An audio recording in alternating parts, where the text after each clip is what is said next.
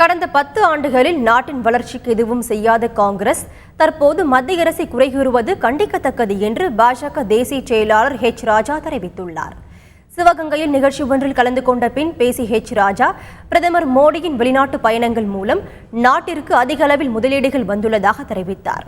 சிபிஐயின் நடவடிக்கையில் மத்திய அரசின் தலையீடு இல்லை என்று குறிப்பிட்ட அவர், அரசியல் காழ்ப்புணர்ச்சி நடவடிக்கைகளை பாஜக ஒருபோதும் செய்யாது என்று ஹெச் ராஜா தெரிவித்தார். கடந்த 10 ஆண்டுகளில் நாட்டின் வளர்ச்சிக்கு எதுவும் செய்யாத காங்கிரஸ் கட்சி தற்போது பாஜக தலைமையிலான மத்திய அரசை குறை கூறுவது கண்டிக்கத்தக்கது என்று அப்போது அவர் கூறினார். காங்கிரஸ் ஆட்சியில் இருக்கும்பொழுதுதான் திரு நரசிம்மராவ் பிரதமராக இருக்கும் பொழுதுதான் தாவூத் இப்ராஹிமும் டைகர் மேமனும் இந்தியாவை விட்டு போலி பாஸ்போர்ட்டில் வெளிநாடு போனாங்க.